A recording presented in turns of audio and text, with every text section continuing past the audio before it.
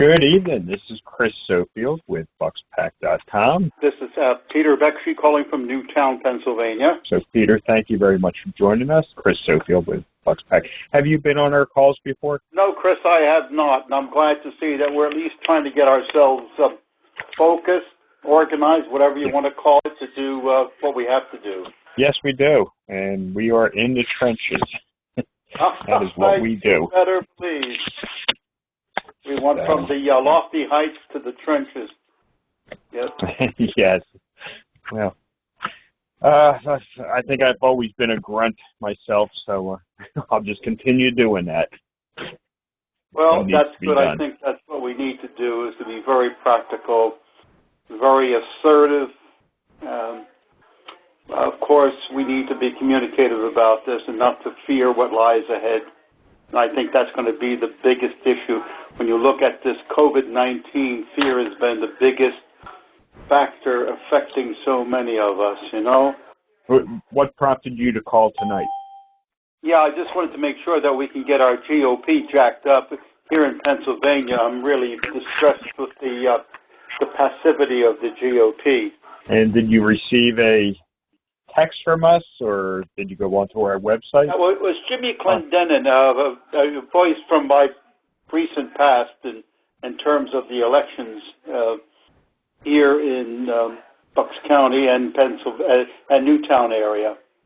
So I'm glad he included me on this email. Otherwise, I would not have known about Friends of bucksPAC. Okay. Well, we're glad you joined us, and Jimmy does tend to join us. And Eddie, I heard you on the call. This is Chris from bucksPAC. So we just have a couple rules about this, and I'll just say this as people join us. But when you do go to speak, introduce yourself by saying your name, obviously. Say your piece, say your question or statement, and then at the end of that, say over, and then that way people will not be speaking on top of other people. It never goes well if we do that. So it helps to say over, and then that way you can just wait for a reply to your question or statement. So we do appreciate everybody joining us on bucksPAC, on bucksPAC.com. We enjoy doing these Monday night conferences. We do this every week. Continue to do that because the fight continues. Keep on going onto our website, bucksPAC.com. That's buckspAC.com. If you have not been onto the website, it gets updated constantly. We do have an option that you can post your own updates. If you have calendar events that you wish to let people understand and want to join you at, you can post your own updates on there, and that will be on our calendar, which the bucksPAC calendar is very handy. The bucksPAC Fitz Watch is very handy. That's 131 pages of detailed descriptions of our congressman with verifiable sources and links of his comments and his votes as our Republican congressman in PA01. And a lot of times he votes with the Democrats. He votes supporting Nancy Pelosi more than he votes supporting the common working class tax-paying citizens of Bucks County. He seems to wish to support the establishment in Washington, D.C. more so. So we do appreciate each and every person joining us on the call tonight. This is Chris Sofield with bucksPAC.com. We'll start the official call in a couple minutes as people join us, and I will probably once more lay out the ground rules so we have a very organized call, and we have a call that will be very pleasant for everybody to listen to, so that people are not talking on top of each other. As I can hear the people chiming in. Terry Strauss. Hello, Terry Strauss. Thanks for introducing yourself. This is Chris Sofield from bucksPAC. Hi, Chris. Gail Thibodeau. Ground rules. Hello, Gail. I'm clever. John, thank you. And Jimmy, I know you're on the call, and Jimmy, your friend Peter has joined our call. Good evening. So thank you very much for inviting Peter also to the call. No problem. So we do have somebody from their phone number, the last 4 digits of their phone number ends in 7619. Would you be able to introduce yourself?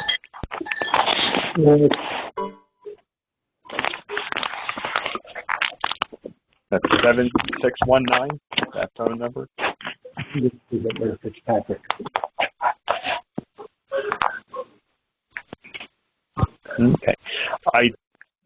Fortunately, I do have my power back on today. Just a small little story. At around 3 o'clock today, my power went out in the neighborhood, and Pico did get the power back on by 5:30.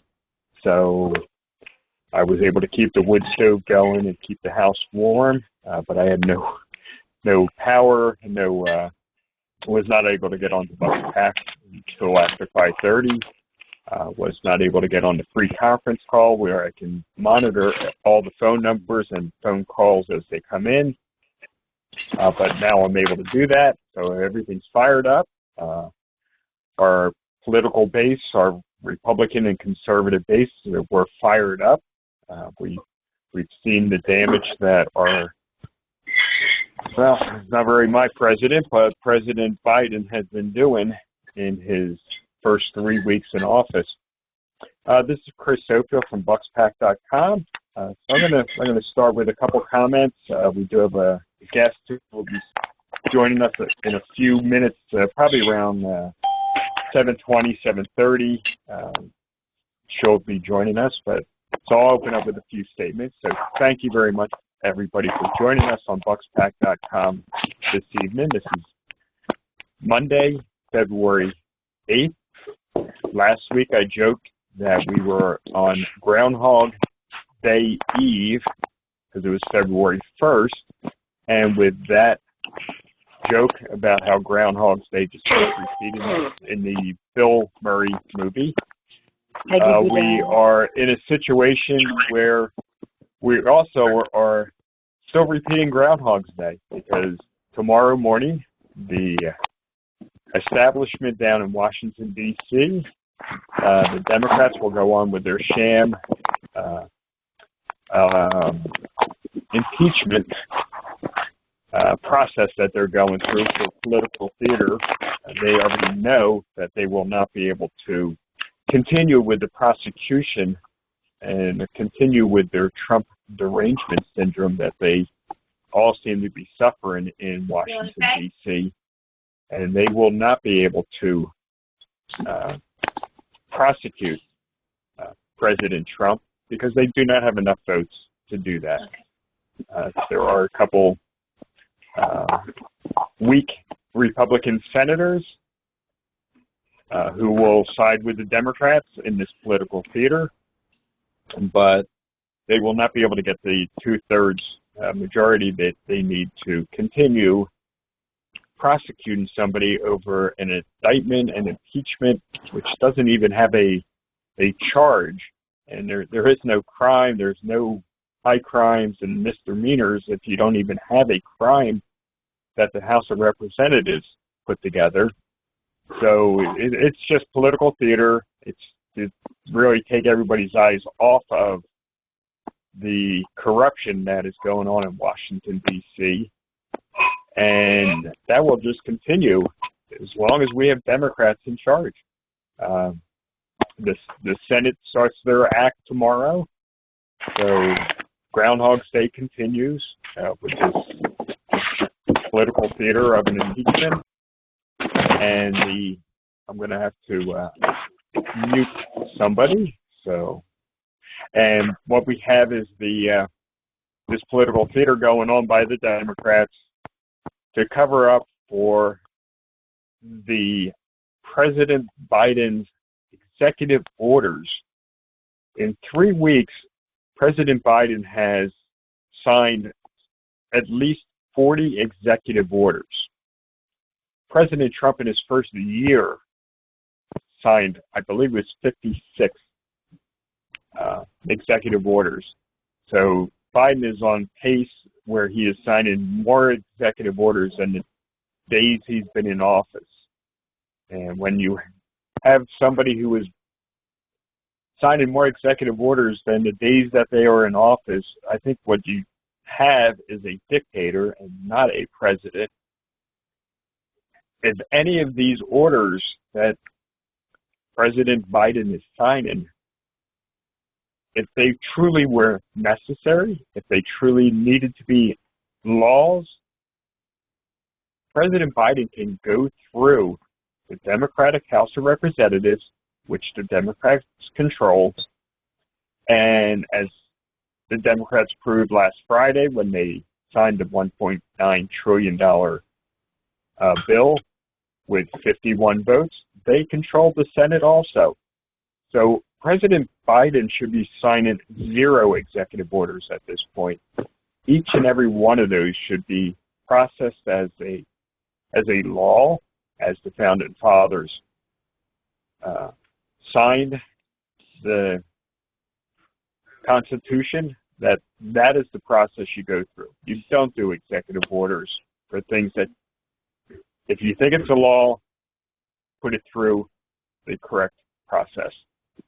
So there's just so many things going on last week and this week since we spoke last, but I do appreciate everybody joining us tonight. We do have a guest who will be joining us a little bit later. She says she doesn't get home until 7:15, so I said I'd give her a few minutes to settle in before she gets on our call. We'll appreciate her insights also when she does join us a little bit late this evening. So thank you very much. We have a very nice crowd of people. I would almost say it's a mob of people. So I appreciate that. So this is Chris Sofield from bucksPAC. Just appreciate so much all my friends, and I do see we have some new people on here too. So I do get a listing of the people who do attend these calls. I do have your phone numbers. I do have most of the names on here, and if I don't get names tonight, I probably reach out to you over the next week or so to just connect with you one-on-one. But I do appreciate each and every one of you joining us. I was speaking to Peter earlier. He's a new caller, and he was invited here by Jimmy Clendenin. So thank you very much, Jimmy, for inviting people and inviting your friends, inviting your fellow warriors on the conservative and Republican side, because the fight and the battle continues each and every day. So I'm going to one of the points I wanted to say tonight also, with my opening statement, I spoke about the executive orders, and I spoke about the political theater of the impeachment. So we still have a Republican senator here in Pennsylvania. His name happens to be Pat Toomey. He has announced that he will not be running in 2022, so that's good. He term limited himself, which is commendable on his part. But the fact is that he refuses to denounce this impeachment. He is one of the 5 Republican senators who voted that they think this is constitutionally possible. I think our Senator Pat Toomey needs to listen to Rand Paul or anybody else who understands the Constitution, that this is not constitutionally correct to continue on an impeachment, to remove from office somebody who's already not in office. So that would be a good reason for everybody to call Pat Toomey's office and to let him know that you are very much ashamed of him for not understanding the Constitution, for him siding with the Democrats on this political theater.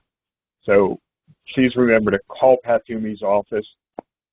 He will be leaving office in 2022, and we do need to get a good Republican to run for that office. I was working with somebody who wanted to run for office, and he just realized that it was just too much money. It's a minimum of a $30 million investment to run as a U.S. Senator now in Pennsylvania. And we have one person who is running that. I know somebody else, but the pothead lieutenant governor Democrat, John Fetterman, the guy who can't even dress himself correctly, and he is running for senator on the Democratic ticket. So if we think that Bob Casey the Lesser, the embarrassment to Bob Casey Sr., this embarrassing son of Bob Casey Sr., is a bad senator, John Fetterman, as our current lieutenant governor and a Democrat who will be running for Senate in 2022, will be a much worse Democrat senator from Pennsylvania. He'll be Bob Casey on steroids, and he's just going to be just horrible. He's been trained up by Tom Wolfe and by Dr. Levine, so we can see the bad choices and understanding of any kind of conservative values that he will bring to the U.S. Senate. And Bob Casey is already an embarrassment enough for Pennsylvania in his position as U.S. Senator. So we need to start working on that. I'm going to open up the call right now to anybody who might know if anybody is running for U.S. Senate on the Republican ticket. Hey, Chris. Does anybody know that? Hey, Yes, Chris. What is Toomey's phone number? You should give that out. That would be good. I do not have it handy. I'll do the, if somebody would be kind enough to do a computer search, I know we can do that. And I don't have it. All right. I have it. Who's being helpful to us? Hey, Chris, my name's Perry Strauss. I'd like to say something. Yes, Perry.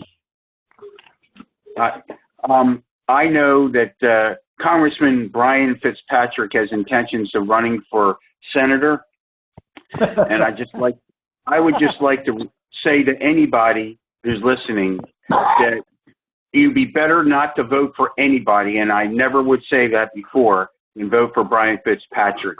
He is a rhino to begin with. He's just as much a Democrat as he is anything else. He's turned on the president more times than not. And I think we'd be better off, honestly, with somebody at least know your enemy than having him. So I would suggest anybody that's listening to me, by his own admission, he's the most independent congressman there is by his own signs, most independent. So just remember that. And they sold me on voting for him last time. We had to keep the seat, but that seat doesn't mean anything at this point anyway. I think he's more disruptive, and I think he contributes to other congressmen falling by the wayside as well. And I appreciate you giving me the time to speak on that, and that's how I feel. Thank you. Harry, thank you very much for your insight there. We have not heard any official word on what Brian Fitzpatrick's 2022 plans are.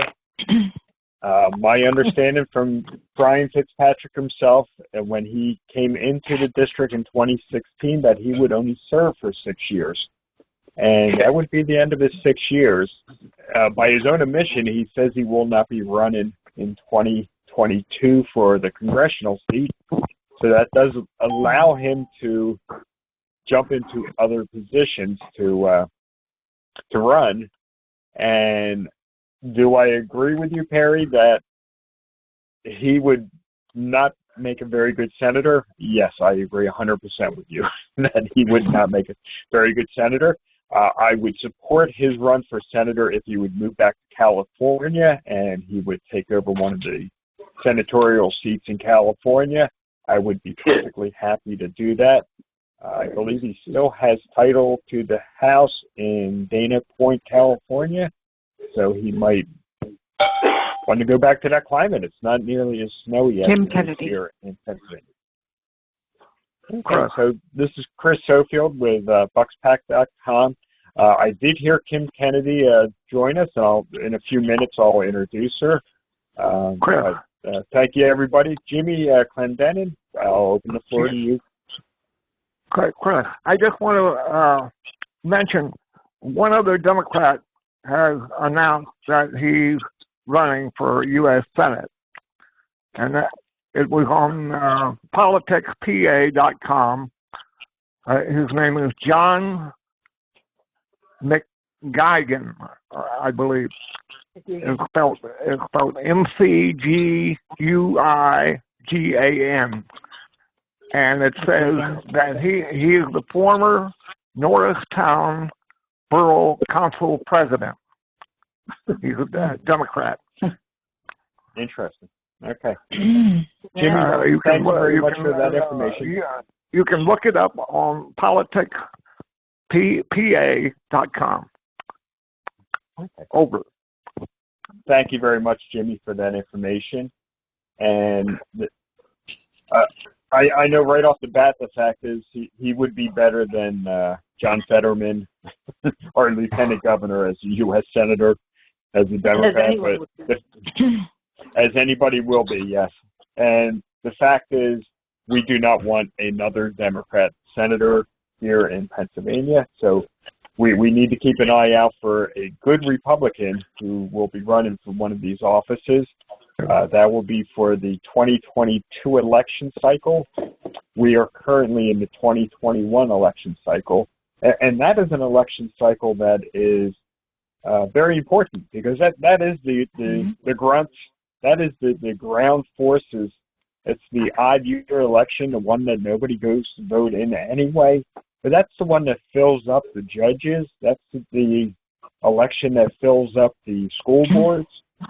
And it's very important, especially in these times of schools being closed, that it is very important that we get the vote out for good conservative people who are running for these local offices, whether they are school board, judges, half of the row offices.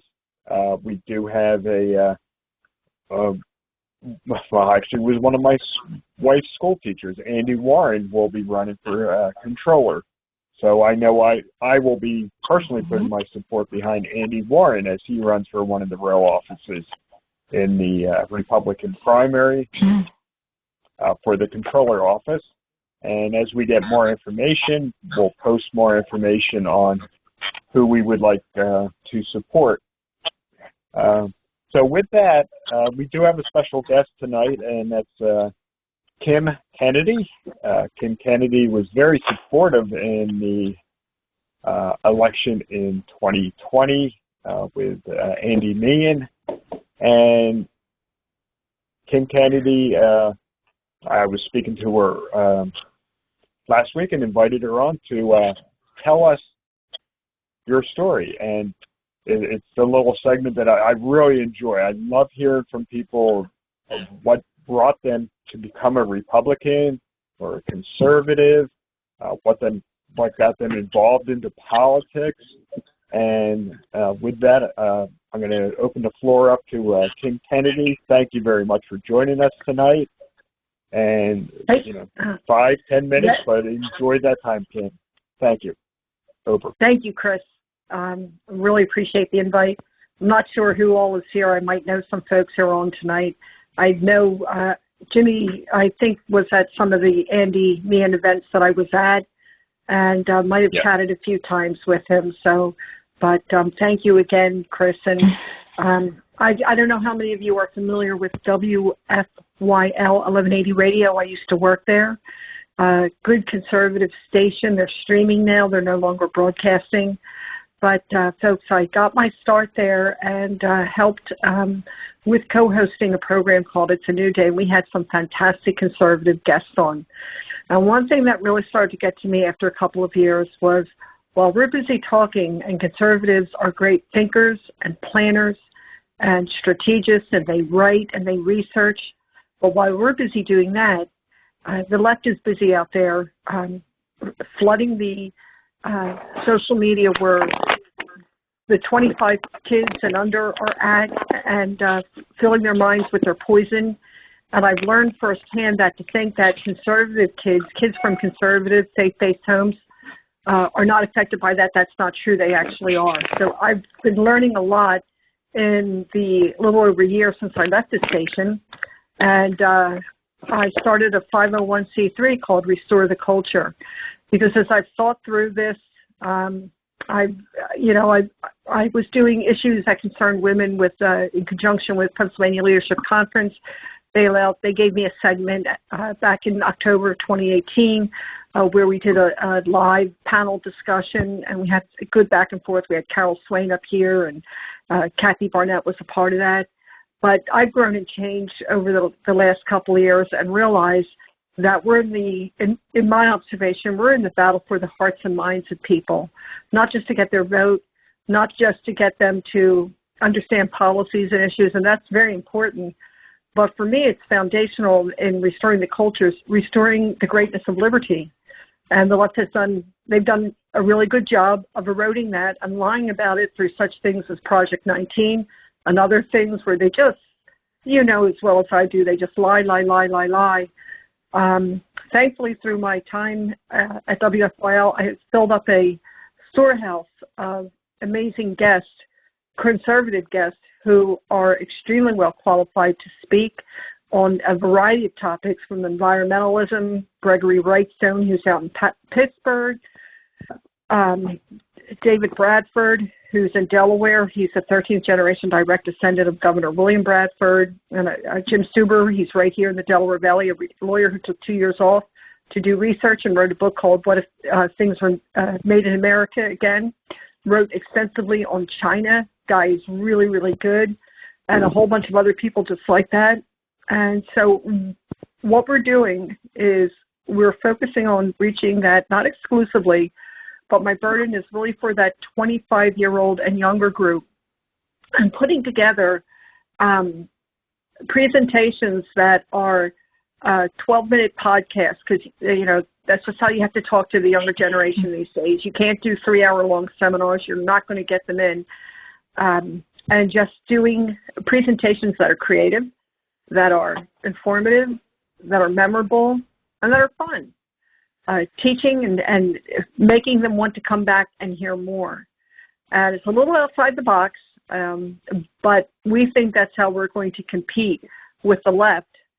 But most importantly is we have facts on our side.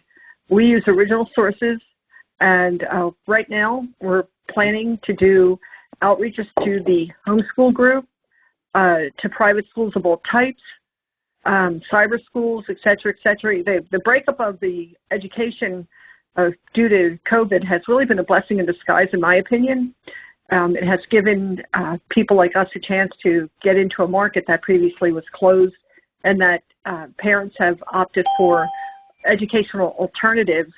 And so that gives us a chance to take the message of liberty to these kids. As I was talking to a conservative consultant, he said, they don't know what that means, Kim. He said, watch your lingo. He said, make sure you talk about justice. So we have to figure out how to use their lingo and give it the proper identities, just in the way that so much of other words have been stolen by the left, and the real meaning of the words have been flipped. So that is how we plan to, at Restore the Culture, go about winning the hearts and minds.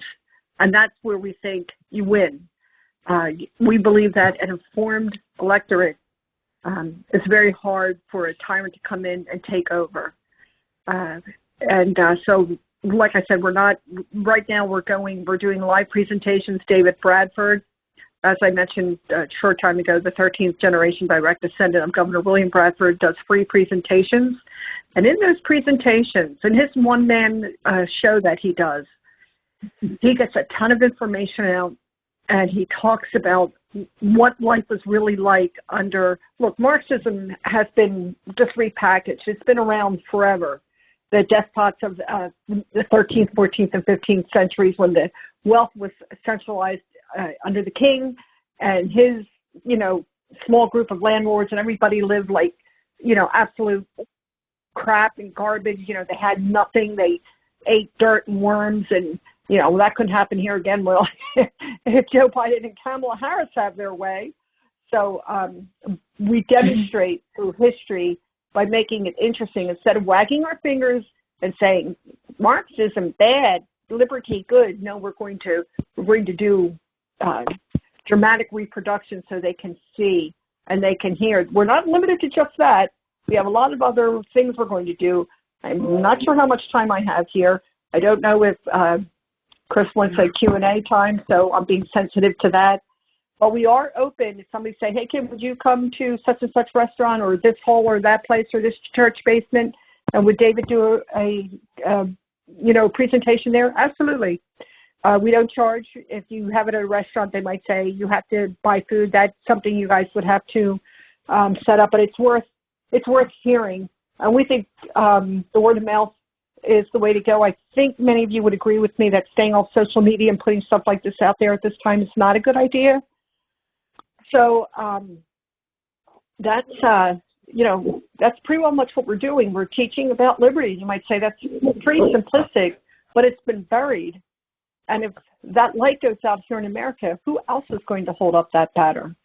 We have a great story to tell that has been deliberately falsified. Perfect it is not. Who is? But look at the other options. Liberty gives real hope and change. Marxism has killed its millions and has snuffed out hope and has absolutely nothing to offer. And that's a message to whatever people decide, but at least they're going in with their eyes wide open.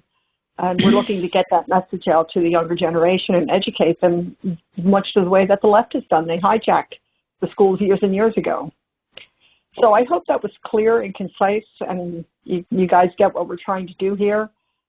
This is definitely a grassroots thing. We are, we have a website. We're raising money right now for the 1620 experience. We're going to be filming 13 30-minute programs. There's a station in Lebanon that is taking a look at airing them.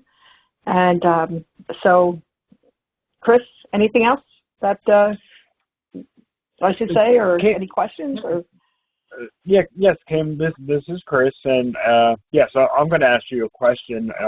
First, I'm going to thank you very much for joining us tonight. I'm very stoked about what you're talking about, the restore the culture. It is what needs to be done. We do need to take that back from the leftists. They have taken over the culture, and we need to take it back. I like the fact that you're calling your program the 1620 in answer to the 1619 lie that has been put out. So I do appreciate that. And, thank you. And I will give you you did explain that you started with 1180 AM, and you worked there. Terrific station. Yes, and I still listen to them. I do stream their talk stations in.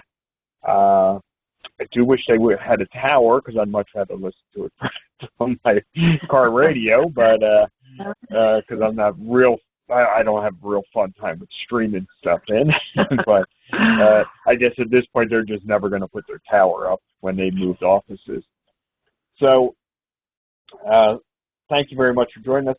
I do know that you live in Montgomery County. Are you aware of this, Mr. John Gogan, who was one of the Norristown? What is his last name, Chris? MCGUIGAN.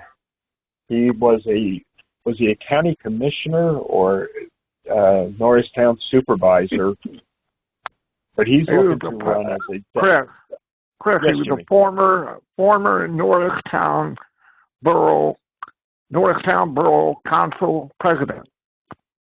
Okay, for Norristown Borough, not the county. Okay. Okay. Does that name ring a bell at all to you, Kim? It does not. Was he a Republican or a Democrat? He's a Democrat. He's tossed his hat in to run as a Democrat in the 2022 U.S. Senate race. So, Well, okay. Well, he does not have the name recognition to us political junkies. so who knows how far he's going to be able to get. But I'd like to see Joe Gale get it. Well, yes, I don't know if he's officially announced, but Joe Gale is somebody that I do have a friendship with and somebody I really admire for what he's been able to do in Montgomery County, in a county that truly is a purple county. So he's doing a good job over there, and we'll see how it shapes up for the 2022 election. Kim, I did want to ask you another question. Was tell us your story on your trip to becoming a Republican or a conservative, and how you got so involved in politics. Okay. Well, first of all, I grew up in Lower Southampton. Went to William Tennant High School, and was indoctrinated in liberalism and was pro-choice. Couldn't tell you why, just because my teacher said so. And drank the Kool-Aid. And I guess over time, I did attend a conservative, Bible-believing Christian church. But one thing I believe, in my opinion, that the church has failed the country is they don't address these issues, and they need to. That's my opinion, because I was getting my beliefs, my political views from 6ABC and World News Tonight and all that, and much worse now, obviously, than it was 30, 40 years ago. And then I went off to a Christian college, which changed my world in many ways, but I had some fantastic conservative teachers who turned me onto a world of conservatism and books and sources that I never took civics. It wasn't offered when I was in school. So I was just like, oh, wow. So that journey progressed and became more politically involved as I got older. And then in the end of 2012, I accepted an offer to come on the radio station. Some people were like, are you sure about what you're doing? But I'd already worked in the secular world, and I was very deeply, deeply concerned about the direction my country was going in. And WFYL was a game changer for me, because it was there that I met local conservatives, movers and shakers. Went out to Pennsylvania Leadership Conference. I know folks here might have mixed feelings about PLC. I know some who do. In my world, the way I look at it, you're not going to agree with everybody 100% on everything. So you form coalitions where you can. And they do a great job out there. They encourage dialogue. They encourage exchange of ideas, the free flow conversations. I don't want to get off on my rabbit trail, but I'll just say that the pandemic of last year had as much to do with shutting down conversation and organizing for Trump as anything else. I thought it was mostly a political thing. I don't deny that there is a COVID, but I think it was exploited, I guess is what I'm trying to say.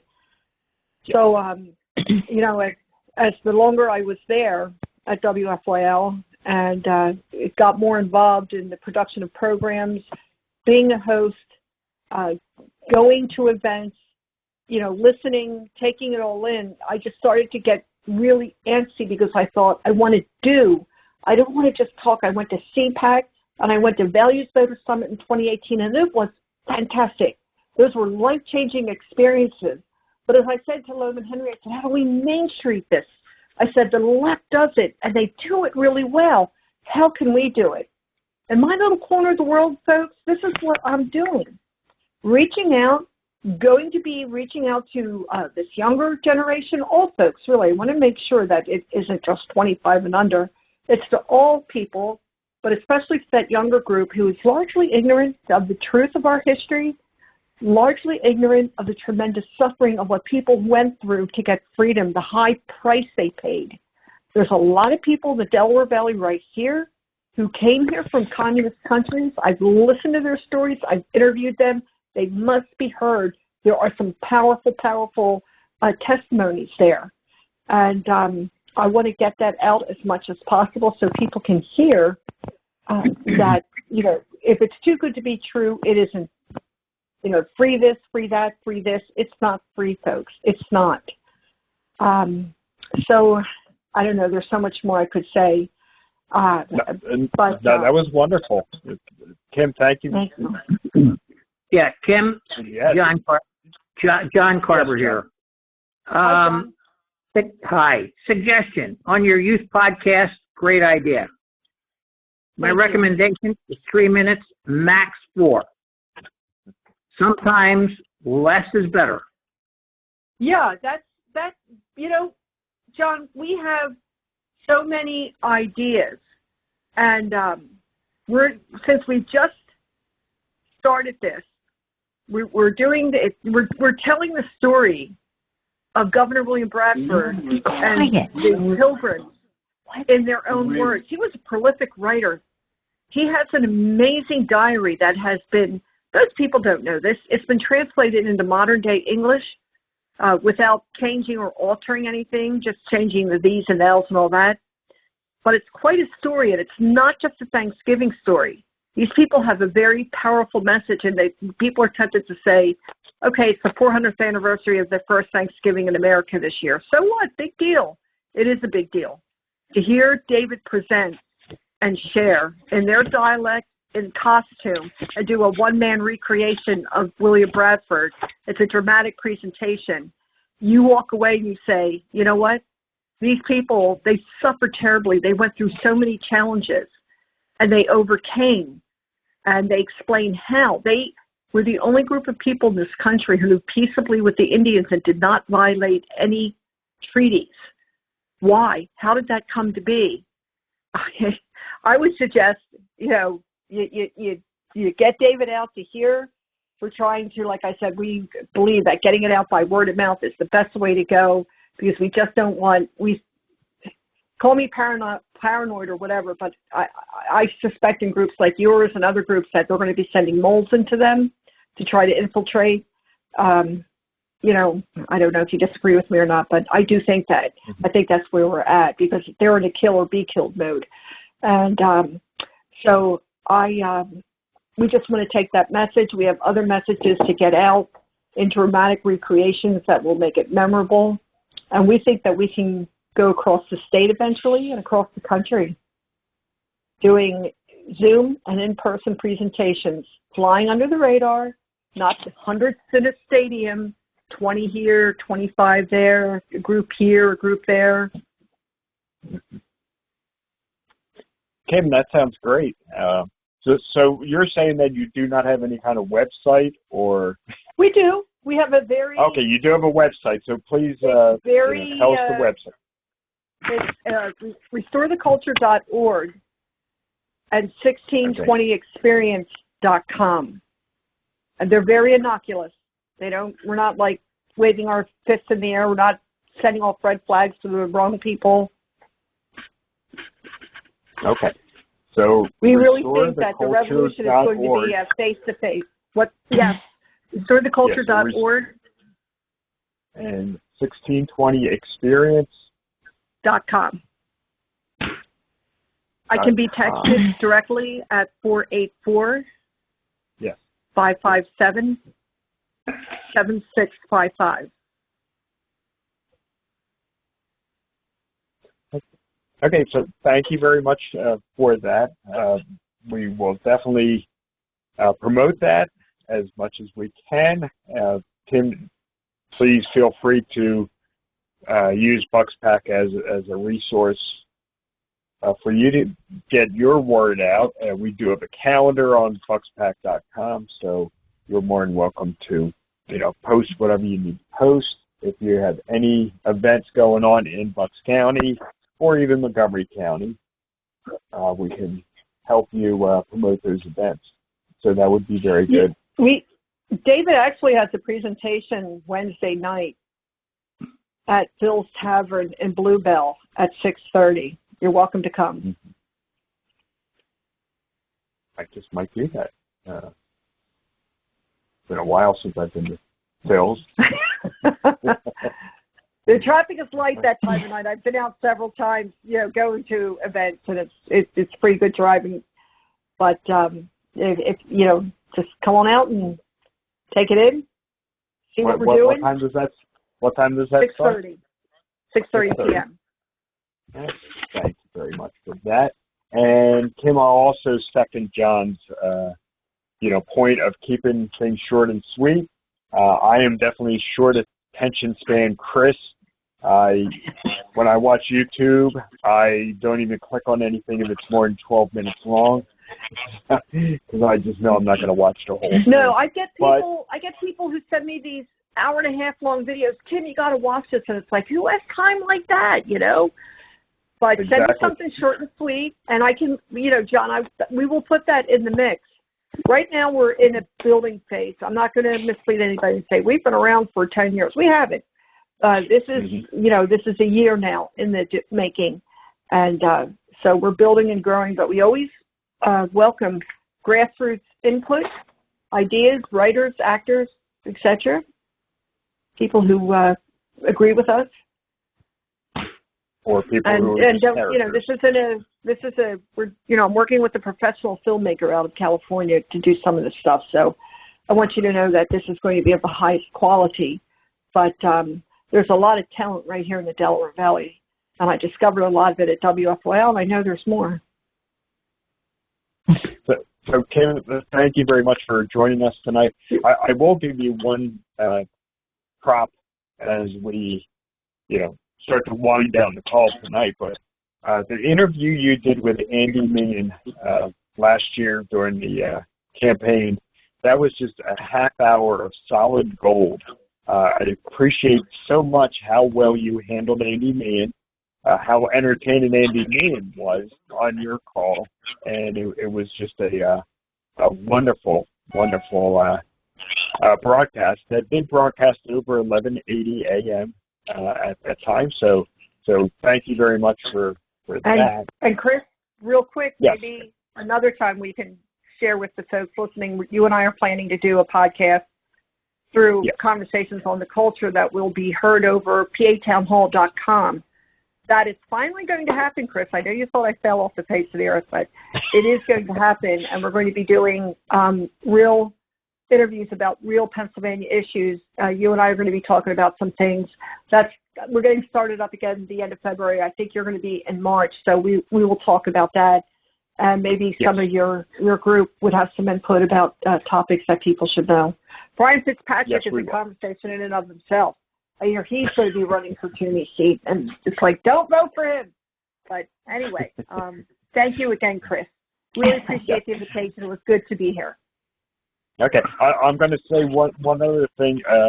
Kim, you were talking about how you get these long videos to watch. And so my Saturday night was spending 2 hours with Mike Lindell and watching Absolute Truth. And I don't know if anybody else... Was it as good as everybody? That is a wonderful 2 hours, and I am short attention span, but I sat through 2 hours of that. Mike Lindell is a very excitable boy, but he kept himself very under control. He processed the information very nicely. It takes 2 hours to process a lot of very important information, but I would highly recommend that if you get a chance to watch that 2 hours, watch it. And specifically, 1 hour in, when he speaks for probably 20 minutes to a half an hour with the fellow from Michigan, specifically in the one county in Michigan. And the information they put up there, if this information is watchable for you to send to Democrats, for you to send to never Trumpers, and it is watchable enough that they might sit through it and actually watch and learn something. of what truly happened in the corruption of the 2020 election. And Michael O'Dell actually does a very good job presenting it and putting it out. So I will put that with my 2 thumbs up as they would review any movie or program. I would definitely recommend that if you get a chance to see it. I actually had to watch it on Rumble because I could not find it on YouTube. And it's obviously it has the truth because of YouTube's not allowing it to be broadcast. It probably has the truth about the 2020 election. So they did not allow it to air over YouTube. So if you go into Rumble, you can find it very easily that way. And I know there have been links floating all over the place to see it. I know the station OAN ran it over the weekend on their regular broadcast. So if you go on the OAN site, they might have it available. But I would highly recommend that. So hopefully people have seen it and feel safe about using it as a source to send to Never Trumpers and send it to Democrats as a true source of information to open their eyes to this corruption of the last election. We tend to do these calls. We do them every Monday night, so I do thank everybody for joining us on these Monday nights on bucksPAC.com. We appreciate the attendees that we had tonight. I usually open up a few minutes, but I do try to keep this call under 1 hour. And a lot of the reason for keeping it under 1 hour is that my team that takes this call apart and cleans it up a little bit and takes out all my ums and ahs that I personally put into the call. They take a lot of that out to clean it up a little bit, and we do put it onto bucksPAC.com, so every call that has been put out there is available for listening at your own pleasure and own time. So hopefully you folks are finding this interesting.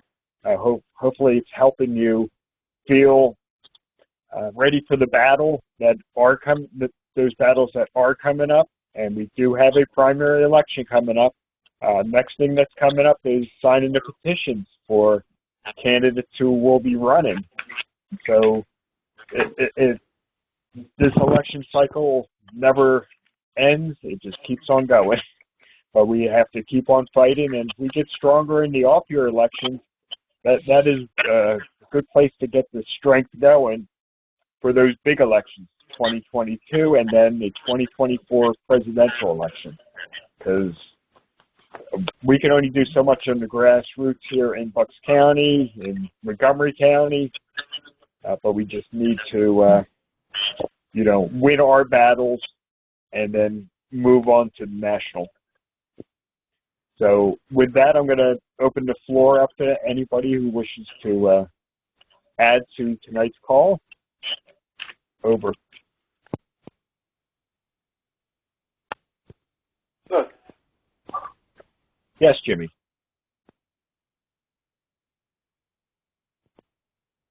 Okay, this is Chris again.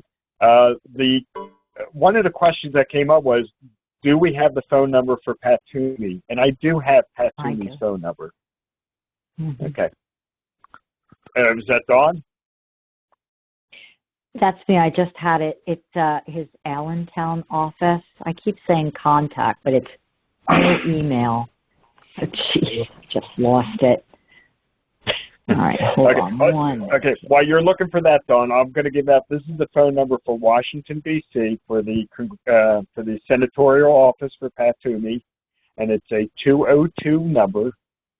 That's their area code in D.C. So 202-224-4254.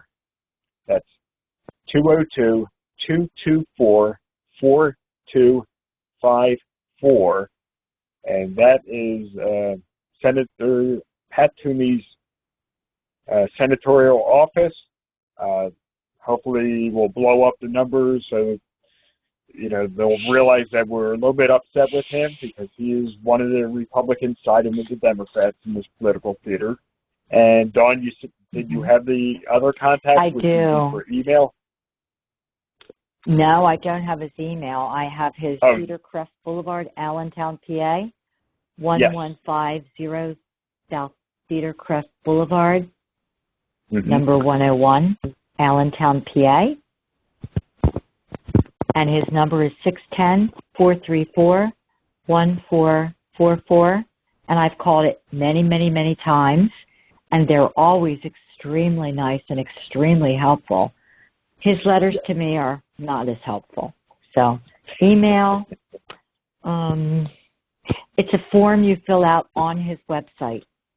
Yeah. Okay. So you should be able to Google Pat Toomey, and it should give you a contact and send you to his website. Actually, I can see it on one of my computer screens here. So it sends you right to his website and then a contact process. The way senators and congressmen work is if you handwrite a letter, they take that a little bit more under advisement. Emails they do, phone calls a little bit. But, the important thing it would be, as Cory Booker would say, to get in his face.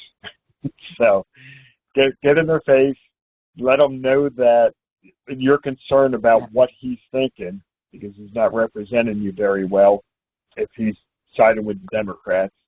And the other thing would be for us to just support the local groups. We have a Tea Party group here in Middletown Township. Lehigh Valley has a Tea Party group up in the Lehigh Valley. And when you started saying the Cedar Crest Boulevard address, it reminded me because that Tea Party used to go to his office. And they would hold their flags out there, and they would let him know where they stood on the issues at his office. And it's just what we need to do. We need to get in front of these public servants, because they're supposed to be public servants, and they are to be servants to us, and not the elite that they have become.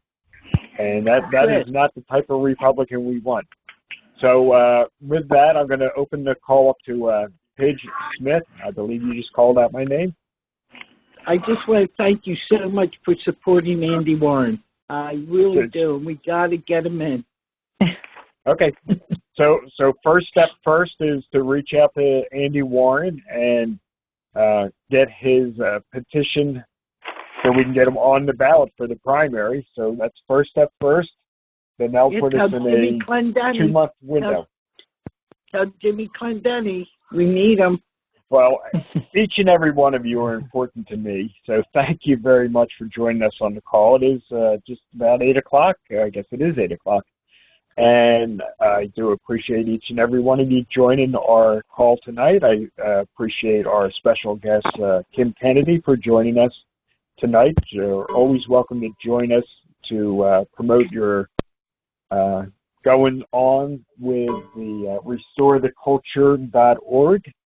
And please always feel free to reach out to me via bucksPAC.com if you have any questions, comments, updates, anything you want to post. You can do that on bucksPAC.com. Thank you, everybody, for joining us. Thanks, Chris. Good night.